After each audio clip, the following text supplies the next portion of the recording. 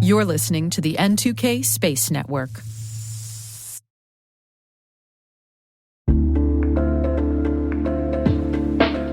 And now, a word from our sponsor, SpyCloud, the cybercrime analytics leader. SpyCloud disrupts cybercrime by telling you what criminals know about your business and your customers, so you can take action to prevent ransomware, session hijacking, account takeover, and online fraud. SpyCloud constantly recaptures and analyzes new data from the criminal underground, including credentials, session cookies, and PII siphoned from malware-infected devices. With knowledge of the specific exposed data criminals have in hand from InfoStealer malware on managed and unmanaged devices, security teams can respond with a more efficient and effective process called post-infection remediation that fits seamlessly into existing incident response frameworks. Get SpyCloud's post-infection remediation guide outlining the 7 steps for preventing a malware infection from becoming a full-blown ransomware incident. Visit spycloud.com/cyberwire. That's spycloud.com/cyberwire. And we thank SpyCloud for sponsoring our show.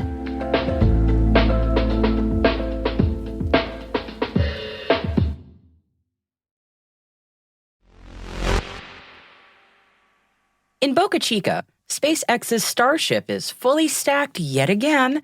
And will they get the FAA okay to launch for another flight test by the end of this month? Who knows? And on the Space Coast, 3 mystery launches are scheduled this week. And if we pull off the mask Scooby-Doo style on who's doing the launching... Let's just see who you really are, mister. Is it the Department of Defense under there? Who's to say?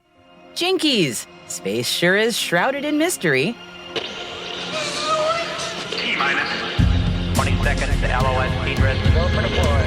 Roger roll. Today is September 6th, 2023. I'm Maria Varmazes, and this is T-minus.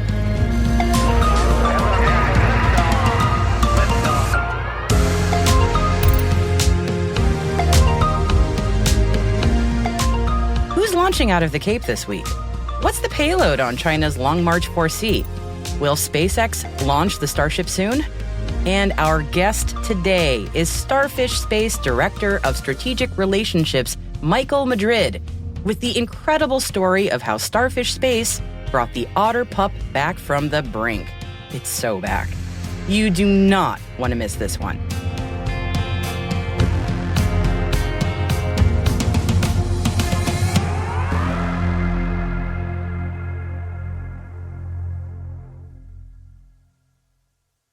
Let's dive into the intel briefing for today.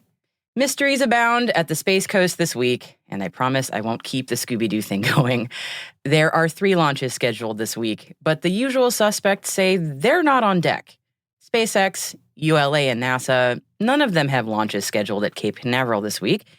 So, filling in the blanks here, the rather safe assumption is that the U.S. Department of Defense is doing some work this week, and yeah, speculation abounds. Florida Today reports that at least one of the launches happening, perhaps today, in fact, is likely to be a weapons test, actually, a hypersonic missile to be precise. A test earlier this year in March by the DoD for hypersonic capabilities was scrubbed, according to Florida Today. So given the mysterious nature of the launch windows this week, it's speculation, but still a decently educated guess that perhaps the DoD is giving things another go. And speaking of mysterious launches, sometime today from Jiuquan Satellite Launch Center in China, an unknown payload is launching on a Long March 4C. I know, an unknown payload going to an unknown orbit for an unknown mission, real illuminating T-minus. And another launch mystery to add here. You take a Booster 9 and add a Ship 25 on top, put it all together at Boca Chica, Texas, and you get another Starship. The biggest and most powerful rocket in the world, with the grand hopes of revolutionizing access to orbit, the moon, and beyond, ready for a second test flight. SpaceX CEO Elon Musk says the ship is ready to go for its flight test, fingers crossed an orbital one this time, but there is that little matter of FAA approval that SpaceX doesn't have yet, and there's no way to know when it's coming. So while SpaceX enthusiasts are saying it's happening at the end of this month, That's still just conjecture until the FAA chimes in. Of course, if and when the FAA approval comes, we will be sure to update you with the confirmed flight test and time. And tonight at 7:42 p.m. Eastern Time, or tomorrow morning at 8:42 a.m. in Japan, JAXA's giving the XRISM launch another try. The XRISM, or X-ray Imaging and Spectroscopy mission, is a JAXA collaboration with NASA and contributions from ESA, and will be attempting to launch on an H-2A rocket from Japan's Tanegashima Space Center after an earlier attempt resulted in a scrub. The rocket will also be carrying the SLIM lunar lander. So best of luck to JAXA on the launch today. Voyager Space has announced the successful installation of a new self-built payload called Gambit to its Bishop airlock on the International Space Station. The Bishop airlock launched in December 2020 and is the first permanent commercial addition to the ISS. The addition features 6 external payload sites. One of Gambit's primary goals is to serve as a testing platform to demonstrate robotic transfer and installation processes at these external sites. Gambit was transported to the ISS on the NG-19 cargo mission earlier this year and completed its installation on August the 28th. SES Space and Defense has been awarded a multi-year contract by the U.S. Air Force Research Lab to conduct a series of tests to integrate space broadband services across a multi-orbit satellite network in support of the DOOSY program. Now, DOOSY stands for Defense Experimentation Using Commercial Space Internet program and is intended to establish communications with military platforms via multiple commercial space internet constellations in geostationary orbit, medium Earth orbit, and low Earth orbit, or GEO, MEO, and LEO. It uses a common user terminal with the ability to alternate between space broadband providers. SES did not disclose the contract value. Terran Orbital has unveiled a new lineup of 7 standard satellite bus platforms. The new bus platforms span nano, micro, mini, and small classes of satellites. Terran Orbital's new lineup of satellite configurations are derived from the company's prior experience with nanosatellites and its microsatellite bus, designed and built for the U.S. Space Development Agency's recently launched Tranche 0 Transport Layer mission and the coming Tranche 1 mission. Earth observation companies Wyvern and Loft Orbital are partnering to expand the coverage of the Dragonet satellite constellation. Wyvern says the partnership will provide them with the seamless access to on-orbit satellites that gather the hyperspectral data that the company's customers need. Wyvern plans to use the observation time on Loft's hyperspectral mission, which is due to launch in 2024. Now, if you listened to yesterday's show, then you'll likely remember that the European Space Agency was hosting a hot fire of the Ariane 6 as we went to air. The test was held at Europe's spaceport in French Guiana. The vehicle's Vulcain 2.1 engine fired for 4 seconds as planned and switched off before its liquid oxygen and liquid hydrogen fuels were drained to their separate underground tanks. This test was a continuation of an earlier dress rehearsal held in July.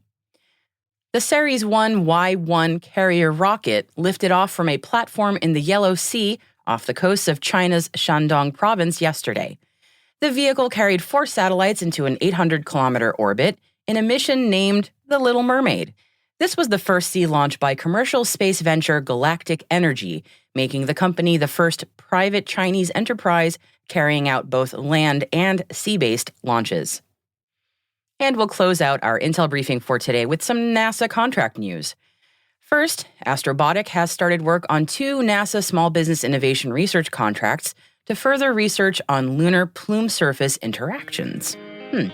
And the second announcement comes from Solstar Space, which has received a Phase 2 Small Business Innovation Research contract valued at over $1.2 million for the development of its Critical Data Relay spacecraft operational status.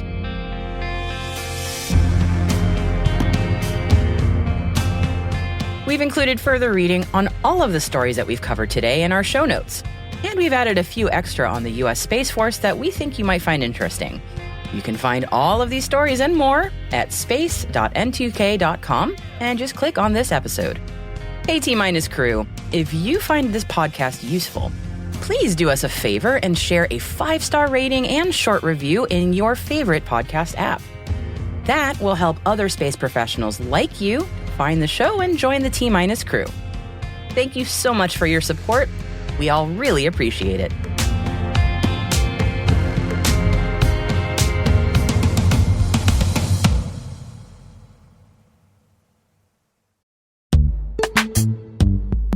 This episode is brought to you by Palo Alto Networks, the leader in cybersecurity. As AI-driven attacks increase, organizations can't afford to have network security that's stuck in the past.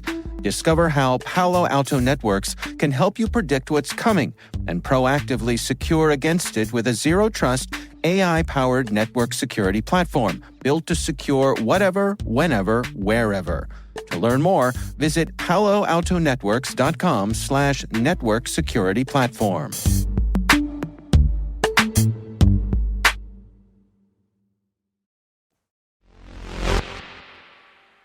Our guest today is Starfish Space's Director of Strategic Relationships, Michael Madrid, telling us the story about how the Otter Pup was saved.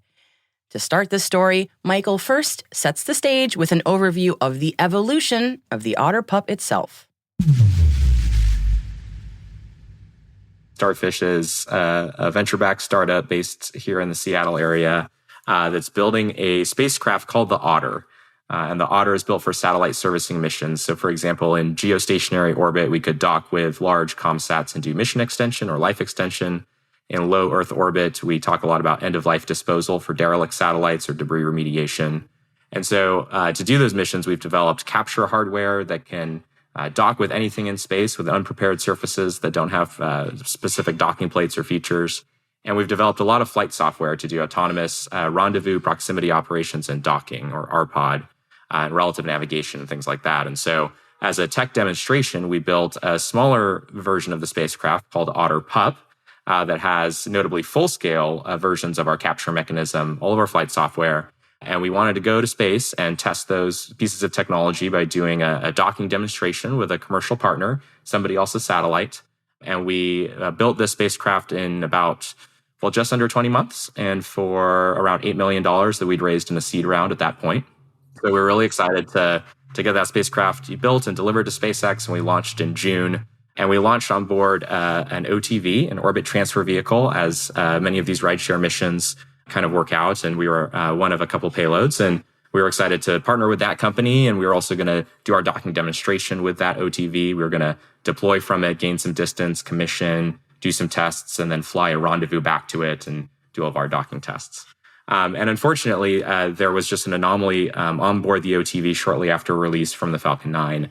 And to the great credit of the team there, when they made contact with their spacecraft and discovered it was starting to rotate very quickly, they made a fast decision to emergency deploy their payloads, including Otter Pup. And so that gave us a shot at saving the mission, got us free flying, notably about a week earlier than planned, and and rotating with those same speeds. And so we were rotating very quickly, and it was an exciting time. It was an exciting time.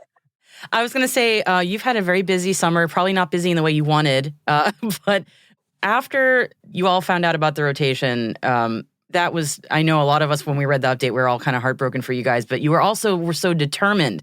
That was what was really amazing, was hearing like, we're gonna figure something out.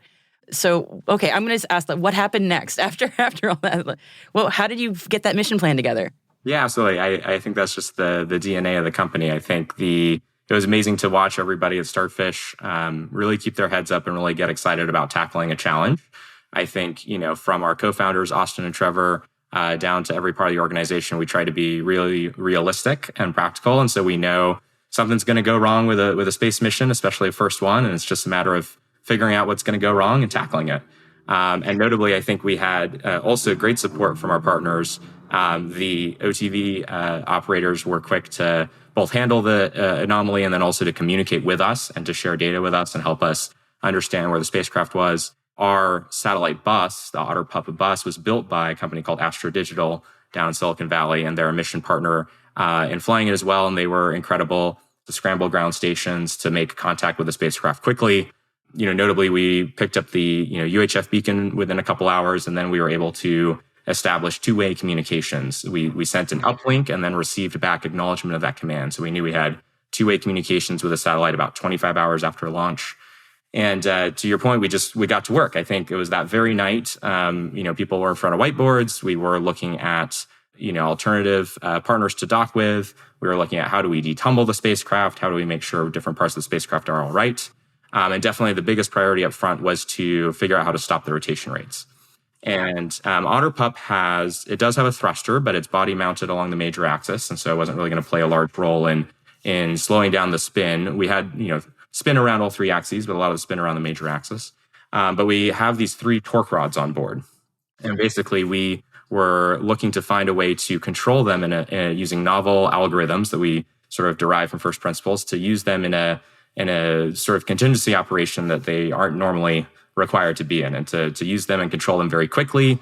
As you're flying through the Earth's magnetic field, you're trying to control the torque rods and how they're activated to respond to how you're passing through Earth's magnetic field, to push off of that and to slow your rotation rate. If you get it wrong, you actually increase your rotation rate and you make yourself spin faster. Yay. And there's a lot of challenges there too, just like to build a feedback cycle for the spacecraft where you're using the sensors, you're determining your rotation. We were doing this without really clear knowledge of the spacecraft attitude. We were also notably battling a series of low power events. Luckily, when we started, we were power positive, and we were able to determine the solar panels had deployed on the sides of Otter Pup. But if you imagine the surface of those solar panels, they would end up knife edge onto the sun. And so that would drive us into a low power state, into safe mode several times, and notably once in July even browned out, which means we lost power to the flight computer.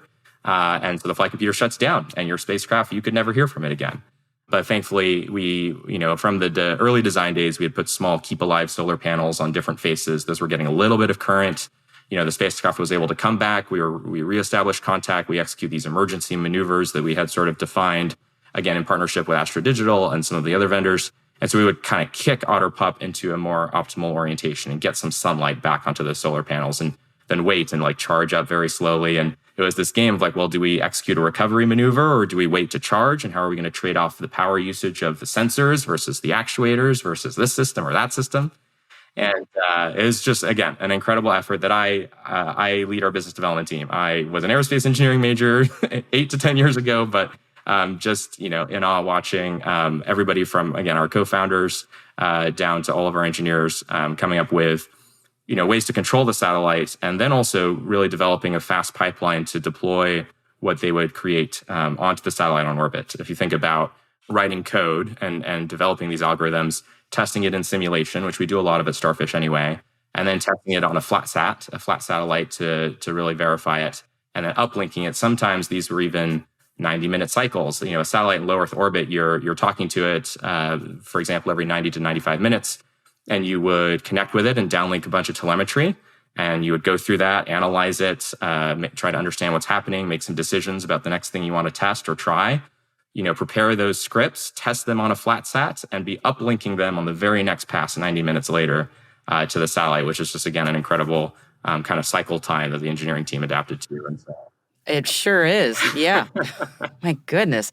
Yeah. I mean, it's and you're in the middle of a crisis, no less, too. So it's there's no time to waste. Yeah. It makes my job very easy. I get to just brag about our engineering team and be really proud of them.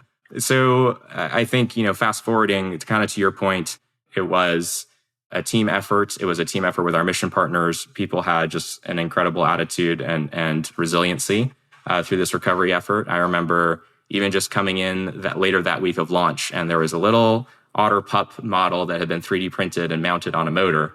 And that motor was tagged to live telemetry so that the little model was spinning at a representative rate there on the ground in our office.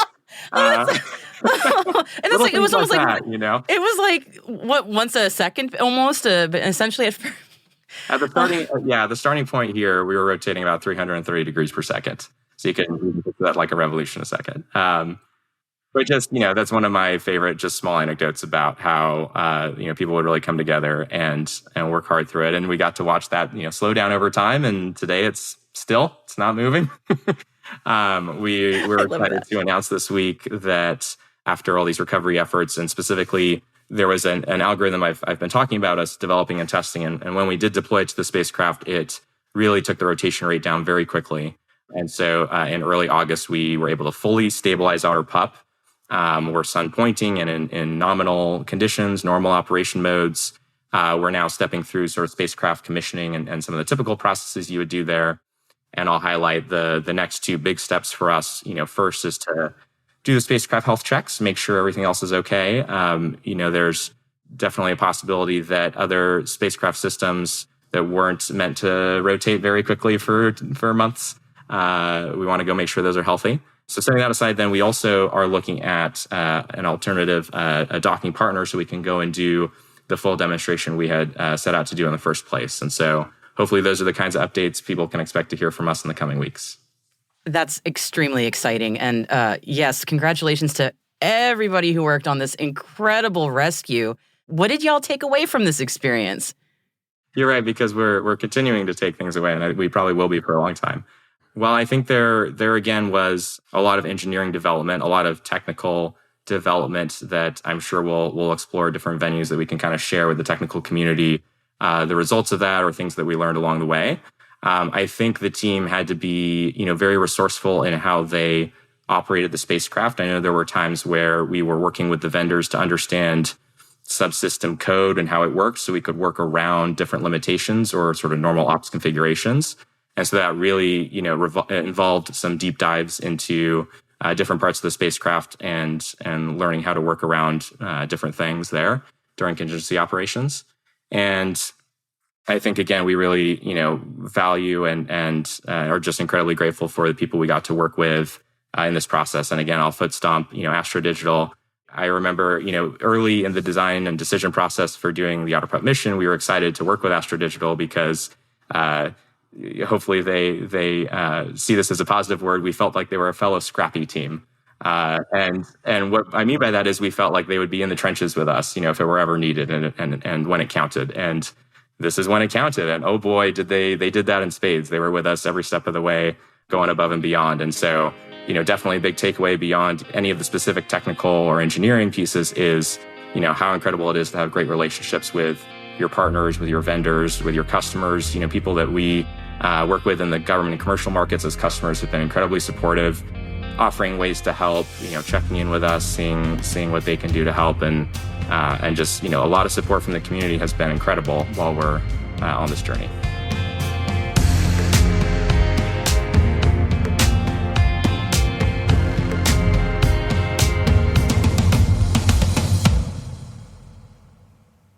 We'll be right back.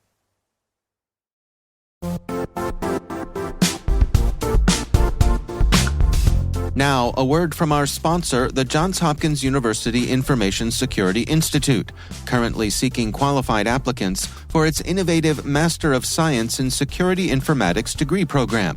Study alongside world-class interdisciplinary experts and gain unparalleled educational, research, and professional experience in information security and assurance. Interested U.S. citizens should consider the National Science Foundation's CyberCore Scholarship for Service program, which covers tuition and a $6,000 annual professional development allowance, as well as providing a $37,000 additional annual stipend. Apply for the scholarship and the fall semester by March 1st. Learn more at cs.jhu.edu/MSSI.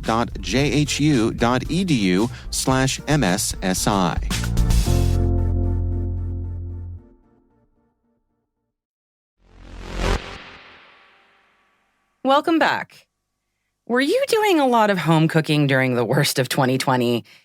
I know I was, and space was too, kinda. Now, this headline is all space geology. A meteorite found in the Sahara Desert in Algeria in 2020, named Erg-Chech 002, is one of the oldest ever discovered space rocks, estimated to be about 4.6 billion years old. But the pictures tell a little bit of a different story.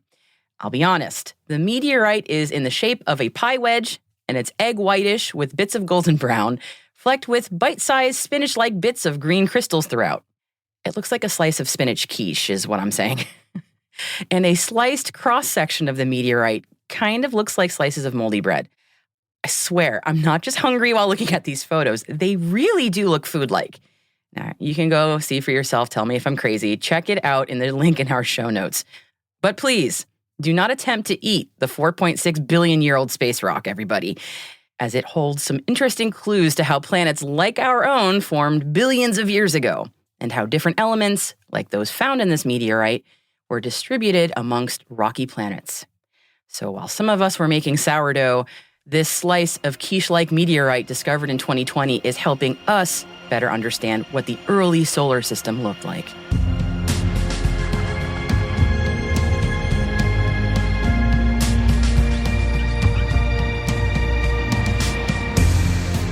That's it for T-Minus for September 6th, 2023. For additional resources from today's report, check out our show notes at space.n2k.com. We'd love to know what you think of our podcast. You can email us at space@n2k.com or submit the survey in our show notes.